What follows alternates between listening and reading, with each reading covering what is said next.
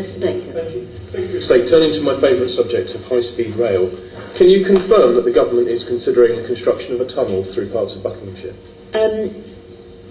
I can't confirm that because I'm in the decision period where I have to look at all of the responses to the consultation and then weigh them up and then reach a decision and announce it.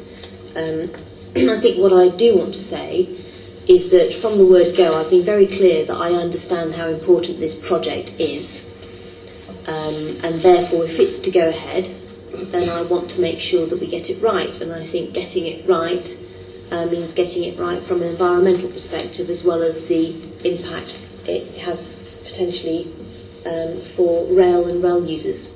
Can you confirm you'll be announcing your decision in January, please? Yes.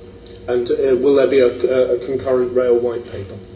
I have said that I aim to issue my rail commander paper early in the new year, and it is likely that that is in the January-February timeframe. Now, I understand that the department refused a freedom of information request for the West Coast Main Line peak time loadings, but that it released similar data to the Sun for the Great Western Line. Are you aware of why that happened? Why the inconsistency? The short answer is no. I'm not aware of that inconsistency. I'm very happy to follow up. Well, we understand that there was a survey carried out by HS2 Action Alliance and 51M, which showed that peak hour long-distance trains on the West Coast Main Line were only about half full. Do you accept that their survey was valid? I don't think I'm in a position to comment on that in this particular inquiry that you're doing.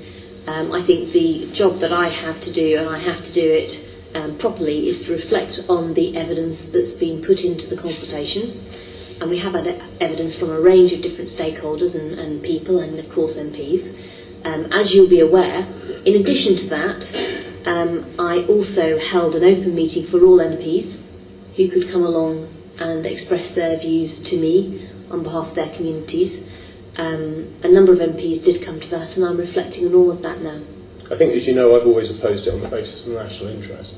What I'm interested in is that if the peak hour long-distance loading on that line is only about 50%, does that not mean that the case for the Y of the network of HS2 just collapses on the basis of capacity? I think, Chair, that we can have a much more detailed discussion on HS2, but I also think that would put at risk the part of the process that we are in, and I am as a Secretary of State. I think a lot of those arguments have been made as part of the consultation process. I'm now reflecting on all of them very carefully. Can I ask you plainly if you'll release the data on the West Coast Main Line peak hours loading? I've said I'm very happy to follow up the issue that you raised in relation to that.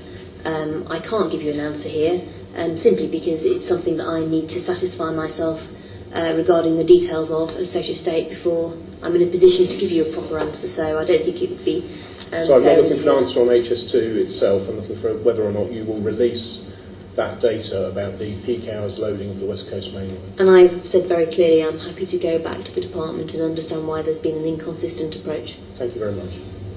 Do you think that the survey undertaken by HS2 Action Alliance in relation to peak hour loadings is a valid survey? I think that that's not a question I'm able to answer at this point because it is part of the many submissions that came into the consultation. And I actually think that if I was to start pronouncing on various aspects of the evidence base that has been put in and views and go beyond that, I don't think that would be actually a very helpful intervention for me as Secretary of State. I think this is an incredibly important project. I think it's right that we run the process properly, and I think that clearly I would be delighted to be able to have a more in-depth conversation with the committee about this, but I just don't think that it's right for me to do that given where we are in the process. I'm taking an awful lot of time to consider all of the evidence that's come in, and I'm looking forward to getting to a position where I can announce my decision.